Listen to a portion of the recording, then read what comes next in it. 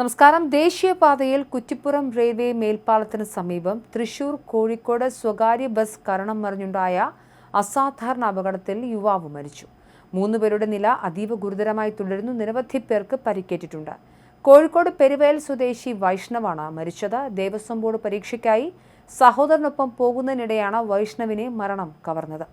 പരിക്കേറ്റ സഹോദരൻ ചികിത്സയിലാണ്. വ്യാഴാഴ്ച ഉണ്ടായ അപകടത്തിൽ ദുരന്ത വ്യാപ്തി കൂട്ടിയത് ബസിന്റെ അമിത വേഗതയും റോഡിന്റെ പ്രത്യേകതയുമാണെന്ന് പോലീസ് വ്യക്തമാക്കുന്നു.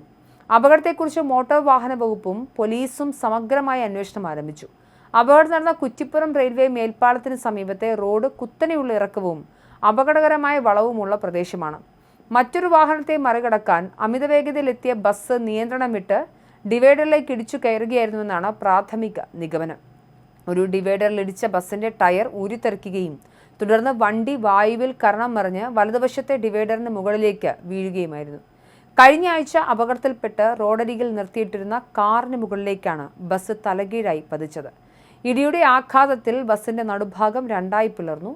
അപകടം നടന്നയുടൻ ബസിന്റെ ഡീസൽ ടാങ്ക് തകർന്ന് ഇന്ധനം റോഡിലേക്ക് ഒഴുകാൻ തുടങ്ങിയത് വൻ ദുരന്ത ഭീതി ഉണർത്തി.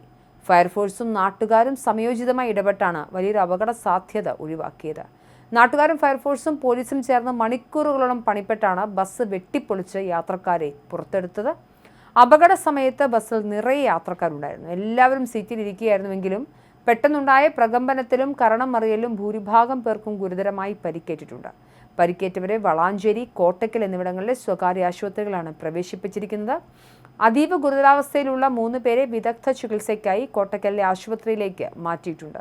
ബസിന്റെ അമിത വേഗതയും മഴയിൽ റോഡ് നനഞ്ഞു കിടന്നതുമാണ് അപകടത്തിന് വഴിവെച്ചതെന്നാണ് ദൃക്സാക്ഷികൾ നൽകുന്ന സൂചന.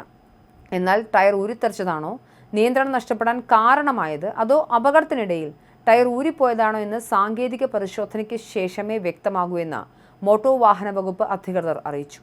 മനുഷ്യ സഹജമായ വീഴ്ചയാണോ വാഹനാപകടത്തിന് കാരണം എന്ന കാര്യത്തിൽ പോലീസും മോട്ടോർ വാഹന വകുപ്പും വിശദമായ അന്വേഷണം നടത്തും. എന്നാലും ബസ് പൂർണ്ണമായും തകർന്ന് ഇനി ഉപയോഗിക്കാൻ കഴിയാത്ത വിധമാണ് തകർന്നത്. റോഡുകളിൽ വർദ്ധിച്ചു വരുന്ന അമിത വേഗതയും ഉത്തരവാദിത്തമില്ലാത്ത ഡ്രൈവിംഗും നിരപരാധികളായ മനുഷ്യരുടെ ജീവനെടുക്കുന്ന ഭയാനകമായ അവസ്ഥയ്ക്കാണ് കുറ്റിപ്പുറത്തെ ഈ അസാധാരണ അപകടം വീണ്ടും അടിവരയിടുന്നത്. പരീക്ഷ എഴുതി സ്വന്തം ഭാവി കെട്ടിപ്പടുക്കാൻ ഇറങ്ങിത്തിരിച്ചൊരു യുവാവിൻ്റെ ജീവൻ വഴിയിൽ പൊലിഞ്ഞതും അനേകം കുടുംബങ്ങൾ ആശുപത്രി മുറികളിൽ കഴിയേണ്ടി വരുന്നതും ലഹരി പിടിപ്പെട്ട വേഗതയുടെയും മുൻകരുതലില്ലായ്മയുടെയും കനത്ത പ്രഹരമാണ്.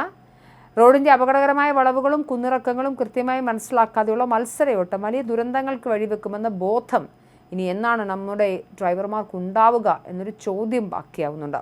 അപകടത്തെക്കുറിച്ച് മോട്ടോർ വാഹന വകുപ്പും പോലീസും സമഗ്രമായ അന്വേഷണം പ്രഖ്യാപിച്ചിട്ടുണ്ടെങ്കിലും ഇത്തരം ഞെട്ടിക്കുന്ന അനുഭവങ്ങളിൽ നിന്നും ഭരണകൂടവും അധികൃതരും ശാശ്വതമായ പാഠങ്ങൾ അത് ഡ്രൈവർമാർക്ക് പകർന്നു നൽകേണ്ടതുണ്ട്. കൃത്യമായ രീതിയിലുള്ള റോഡ് സുരക്ഷാ സംവിധാനങ്ങളും ഉണ്ടാക്കണം.